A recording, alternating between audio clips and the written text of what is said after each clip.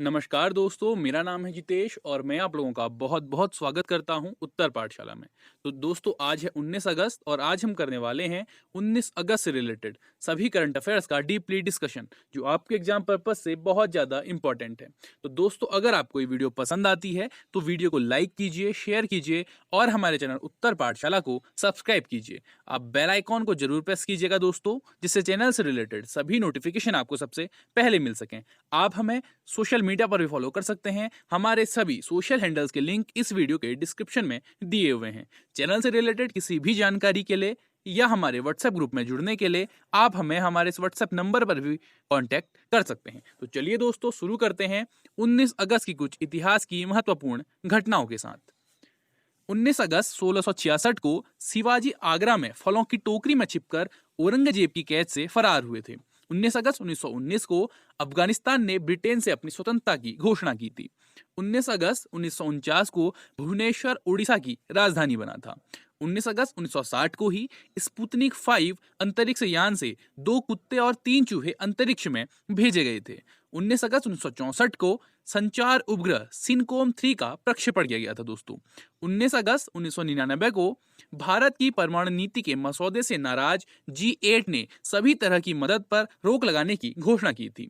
19 अगस्त 2004 को दुनिया की सबसे बड़ी इंटरनेट कंपनी गूगल ने अपने शेयर बाजार में उतारे थे दोस्तों।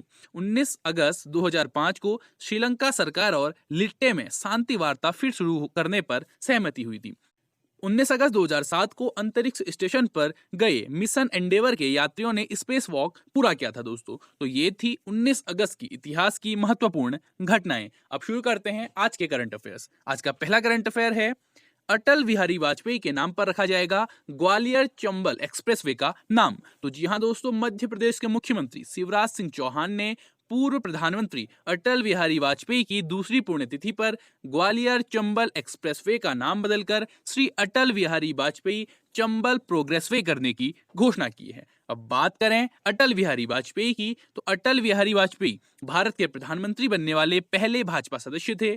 प्रधानमंत्री के रूप में उन्होंने पहली बार 1996 से 98 तक और फिर 1999 से 2004 तक पूरे 5 वर्षों की अवधि तक कार्य किया था। उनके कार्यकाल के दौरान ही 1998 में राजस्थान के पोखरण में परमाणु परीक्षण किया गया था दोस्तों। अटल बिहारी वाजपेयी के सम्मान में हर साल 25 दिसंबर को सुशासन दिवस के रूप में मनाया जाता है। और बात करें ग्वालियर चंबल एक्सप्रेसवे के बारे में, तो ग्वालियर चंबल एक्सप्रेसवे 6 लेन का एक एक्सप्रेसवे है जो मध्य प्रदेश और राजस्थान को चंबल क्षेत्र के बीहड़ों से जोड़ता है।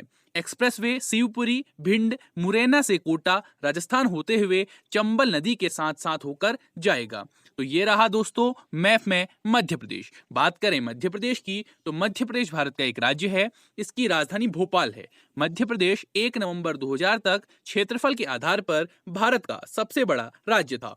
इस दिन मध्य प्रदेश राज्य से 16 जिले अलग कर छत्तीसगढ़ राज्य की स्थापना हुई थी। मध्य प्रदेश की सीमाएं 5 राज्यों की सीमाओं से मिलती हैं। इसके उत्तर में उत्तर प्रदेश, पूर्व में छत्तीसगढ़, दक्षिण में महाराष्ट्र, पश्चिम में गुजरात तथा उत्तर पश्चिम में राजस्थान है।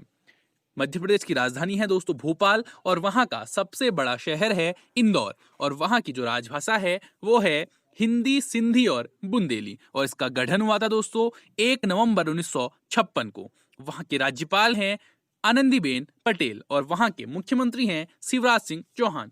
वहां की जो विधानमंडल है दोस्तों, उसकी विधानसभा में सीटें हैं 231 सीटें। और मध्य प्रदेश से राज्यसभा के लिए सीटें हैं 11 सीटें और लोकसभा के लिए वहां से 29 सीटें हैं दोस्तों। और मध्य प्रदेश का जो उच्च न्यायालय है वो है मध्य प्रदेश उच्च न्यायालय जबलपुर एवं खंडपीठ इंदौर और ग्वालियर में। नेक्स्ट करंट अफेयर है, जनजातीय मंत्रालय ने स्वास्थ्य और आलेख ई सुविधाओं को लॉन्च किया है दोस्तों। तो जनजातीय मामलों के मंत्रालय द्वारा जनजातीय स्वास्थ्य और पोषण पोर्टल स्वास्थ्य और पोषण पर ई न्यूज़लेटर आलेख लॉन्च किया गया है। इसके अलावा मंत्रालय ने राष्ट्रीय प्रवासी पोर्टल और राष्ट्रीय जनजातीय फेलोशिप पोर्टल शुरू करने की भी घोषणा की है दोस्तों। जनजातीय स्वास्थ्य और पोषण के ई पोर्टल पर भारत की जनजातीय आबादी के स्वास्थ्य और पोषण संबंधी जानकारी का एक मंच एकीकृत किया जाएगा। जनजातीय मामलों के मंत्रालय द्वारा स्वास्थ्य और पोषण के लिए उत्कृष्टता प्रबंधन केंद्र COE फॉर KM के रूप में पीरामल स्वास्थ्य को मान्यता दी गई है। अलेख स्वास्थ्य और पोषण पर जारी किया जाने वाला एक त्रैमासिक ई न्यूज लेटर है दोस्तों। नेक्स्ट करंट अफेयर है, आयुष मंत्रालय ने शुरू की है आयुष फॉर इम्यूनिटी अभियान। तो जो आयुष मंत्रालय है उसके द्वारा आयुष फॉर इम्यूनिटी नामक एक अभियान शुरू किया गया है। इस अभियान को एक वेबिनार के द्वारा शुरू किया गया था जिसमें 50,000 से अधिक लोगों ने हिस्सा लिया था। आयुष मंत्रालय द्वारा वेबिनार को अपने डिजिटल संचार platform Ayush virtual convention centre AVCC पर स्ट्रीम किया गया था। आयुष फॉर इम्यूनिटी अभियान के माध्यम से आयुष मंत्रालय का उद्देश्य लोगों की प्रतिरक्षा क्षमता को बढ़ाने और रोगों को रोकने के लिए विभिन्न आयुष आधारित समाधानों की सख्ती से जुड़ी महत्वपूर्ण जानकारी के बारे में लोगों को जागरूक करना है। अगला करंट अफेयर है, पीएम ने one sun one world one grid OSOWOG योजना की घोषणा की है दोस्तों। तो प्रधानमंत्री नरेंद्र मोदी ने one sun one world one grid OSOWOG योजना की घोषणा की है। इसके तहत दुनिया भर में सौर ऊर्जा की आपूर्ति के लिए एक ट्रांस नेशनल इलेक्ट्रिसिटी ग्रिड होगा। नवीन और नवीकरणीय ऊर्जा मंत्रालय MNRE द्वारा तैयार किया गया एक ड्राफ्ट प्लान के अनुसार OSOWOG 140 देशों के एक कॉमन ग्रिड के माध्यम से जोड़ेगा जो सौर ऊर्जा को स्थानांतरित करने के लिए उपयोग किया जाएगा। OSOWOG मंत्र के पीछे की दृष्टि द सन नेवर सेट्स और किसी भी भौगोलिक बिंदु पर विश्व स्तर पर किसी भी समय पर एक स्थिर है। बात करें one sun one world one grid के बारे में, तो जो one sun one world one grid योजना को सौर और अन्य नवीकरणीय ऊर्जा संसाधनों को साझा करने के लिए 3 चरणों में क्रियान्वित किया जाएगा। प्रथम चरण भारतीय ग्रिड मध्य पूर्व, दक्षिण एशिया और दक्षिण पूर्व एशियाई ग्रिड से जोड़ा जाएगा। द्वितीय चरण में सौर और अन्य नवीकरणीय ऊर्जा संसाधनों में समृद्ध अफ्रीकी क्षेत्र के देशों को 7 पहले चरण के राष्ट्रों को कनेक्ट करेंगे और तृतीय चरण में इसको एक वैश्विक अंतर संबंध बनाया जाएगा दोस्तों। अगला करंट अफेयर है, छत्तीसगढ़ सरकार ने पढ़ाई तुहार पारा योजना का शुभारंभ किया है। तो छत्तीसगढ़ सरकार ने पढ़ाई तुहार पारा नामक एक नई छात्र केंद्रित योजना शुरू करने की घोषणा की है। यह योजना स्कूली छात्रों को कोरोना वायरस प्रकोप के कारण कक्षाओं के बंद होने के मद्देनजर अपने क्षेत्रों और गांवों में समुदाय की मदद से अध्ययन करने में सक्षम बनाएगी दोस्तों। राज्य सरकार पढ़ाई तुहार पारा योजना के साथ साथ 3 अन्य योजनाओं को शुरू करने की घोषणा की है जो निम्नलिखित हैं। बुलटू के बोल एक ब्लूटूथ आधारित कार्यक्रम को दूरस्थ क्षेत्रों में रहने वाले छात्रों को अध्ययन सामग्री प्रदान करने के लिए रोल आउट किया जाएगा जहां इंटरनेट सुविधा की पहुंच नहीं है। सभी 14 नगर निगमों में 70 मोबाइल चिकित्सा इकाइयों की मदद से लोगों को उनके घर पर स्वास्थ्य सुविधाएं देने के लिए मुख्यमंत्री स्लम स्वास्थ्य योजना शुरू की जाएगी। राधाबाई डायग्नोस्टिक सेंटर की योजना को रियायती दरों पर लोगों को पैथोलॉजी और अन्य परीक्षण सुविधाएं देने के लिए शुरू की जाएगी। तो एक होगी पढ़ाई तुहार पारा योजना, दूसरी होगी बुलटू के बोल, और एक होगी मुख्यमंत्री स्लम स्वास्थ्य योजना, और होगी राधाबाई डायग्नोस्टिक सेंटर योजना। अब ये रहा दोस्तों मैप में छत्तीसगढ़। बात करें छत्तीसगढ़ की, तो छत्तीसगढ़ भारत का एक राज्य है।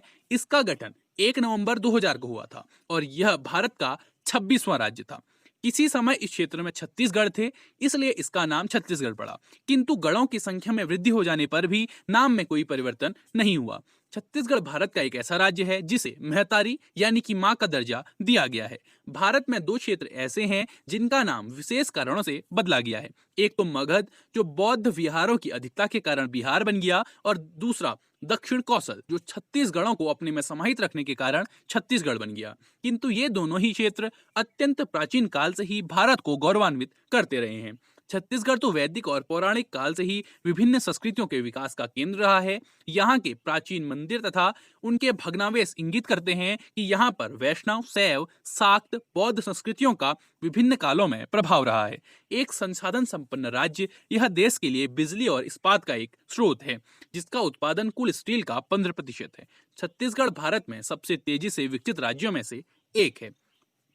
छत्तीसगढ़ की राजधानी है दोस्तों रायपुर, जिसे नवा रायपुर अटल नगर भी कहा जाता है, और वहां का सबसे बड़ा शहर भी है रायपुर। और वहां की जो राजभाषा है वो है हिंदी और छत्तीसगढ़ी। इसका गठन हुआ था दोस्तों 1 नवंबर 2000 को, और वहां के राज्यपाल हैं अनुसुईया उइके, और वहां के मुख्यमंत्री हैं भूपेश बघेल। जो वहां का विधानमंडल है वो एक सदनी विधानमंडल है जिसके विधानसभा में 90 सीटें हैं दोस्तों।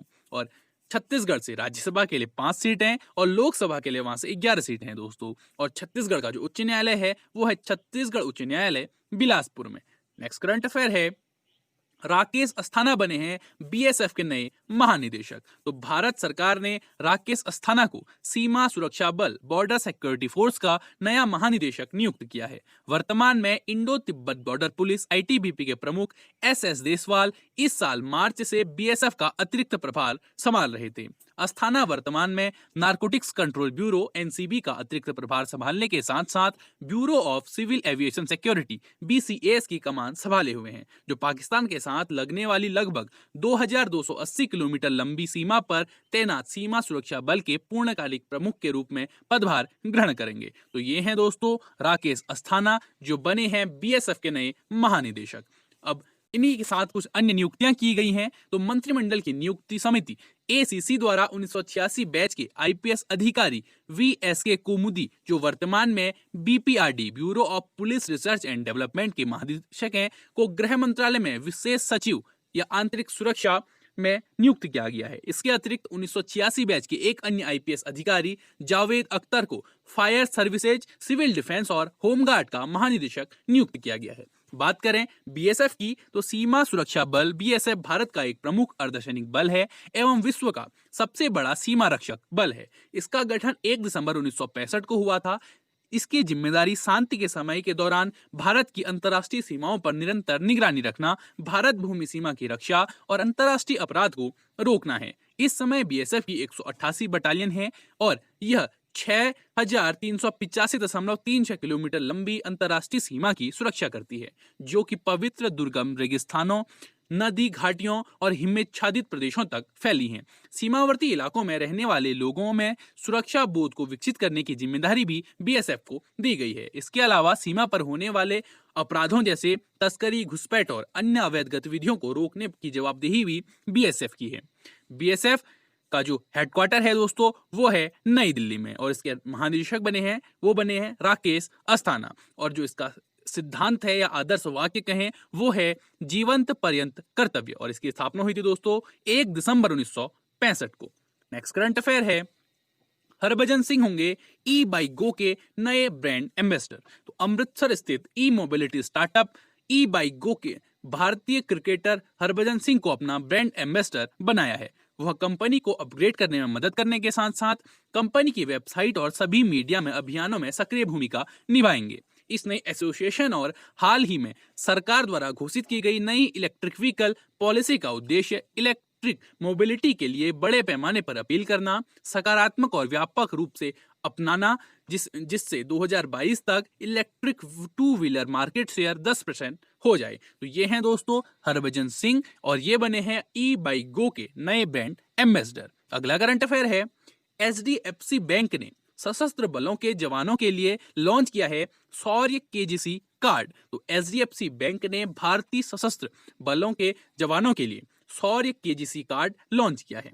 कार्ड सैन्य और अर्धसैनिक कर्मियों के लिए कृषि ऋण की पेशकश करेगा। यह 45 लाख से अधिक भारतीय सशस्त्र बलों के कर्मियों के लिए लॉन्च किया अपनी तरह का पहला उत्पाद है। यह कार्ड कर्मियों के परिवार की कृषि जरूरतों को पूरा करने के लिए 5 लाख सैन्य और अर्धसैनिक पेशेवरों को लक्षित करेगा। यह उत्पाद विशिष्ट विशेषताओं और पात्रता मानदंडों के साथ आता है, जो विशेष रूप से उन लोगों के लिए तैयार किए गए हैं जिनकी तैनाती अपने घरों से बहुत दूर है। तो एचडीएफसी बैंक ने सशस्त्र बलों के लिए लॉन्च किया है शौर्य केजीसी कार्ड। बात करें शौर्य केजीसी कार्ड की तो शौर्य केजीसी कार्ड में फसल के लिए अल्पकालिक ऋण और 5 साल तक की अवधि के लिए कृषि निवेश के लिए दीर्घकालीन लोन शामिल हैं, जिनके नियमित अंतराल पर समीक्षा की जाएगी। यह उत्पाद औसत कार्ड के लिए 2 लाख की तुलना में 10 लाख तक के जीवन कवर के साथ आता है। ऋण सुविधा को सशस्त्र बलों की वित्तीय जरूरतों को ध्यान में रखते हुए डिजाइन किया गया है और एचडीएफसी बैंक की शाखाओं में जाकर हाल ही में लॉन्च किए गए एचडीएफसी बैंक ई किसान धन ऐप और Akhil Bharatiya interactive voice response dial IVR और टोल फ्री नंबर के माध्यम से आवेदन प्राप्त किया जा सकता है। दोस्तों बात करें एचडीएफसी बैंक की तो एचडीएफसी बैंक की जो टैगलाइन है दोस्तों वो है वी अंडरस्टैंड योर वर्ल्ड और इसकी स्थापना हुई थी दोस्तों अगस्त 1994 यानी कि आज से 26 साल पहले। और एचडीएफसी बैंक का जो हेडक्वार्टर है वो है मुंबई महाराष्ट्र में। और इसके अभी सीईओ हैं वो हैं शशिधर जगदीशन। और अभी इसके नॉन एग्जीक्यूटिव चेयरपर्सन है वो हैं श्यामला गोपीनाथ। अगला करंट अफेयर है, नागालैंड सरकार ने लॉन्च किया एकीकृत e commerce yellow chain platform. तो नागालैंड के मुख्यमंत्री नेफ्यू रियो ने राज्य की जनता को सतत आर्थिक गतिविधि के लिए अपने स्वयं के स्थानों से उत्पादों या सेवाओं में स्थायी व्यवसाय बनाने के लिए येलो चेन नामक एकीकृत ई कॉमर्स प्रणाली शुरू की है। बात करें येलो चेन के बारे में, तो येलो चेन राज्य के लोगों के लिए एक एकीकृत मंच के रूप में कार्य करेगा, जहां कोई भी विक्रेता, सेवा प्रदाता, व्यक्ति समूह स्वयं को पंजीकृत कर सकेगा और अपने उत्पादों, ट्रेंडों, कौशल, सेवाओं आदि को अपलोड कर सकता है, ताकि नागरिकों, खरीदारों की उनकी सेवा या उत्पाद तक पहुंच हो सके। इसमें गृह सेवा, नाई, इलेक्ट्रीशियन, प्लम्बर, पेंटर, बढ़ई, जल सेवा आदि, वितरण सेवा, आईटी उत्पाद और सेवाएं, टैक्सी और टैक्सी सेवा, स्वास्थ्य देखभाल और शिक्षा, फास्ट फूड और खानपान, बेकरियां और मिष्ठान, किराना स्टोर, स्थानीय उत्पाद, प्रशिक्षण, पूर्व स्वामित्व वाले उत्पाद, रियल एस्टेट, किराए आदि शामिल किए जा सकते हैं। ये रहा दोस्तों मैप में नागालैंड। बात करें नागालैंड की, तो नागालैंड भारत का एक उत्तर पूर्वी राज्य है।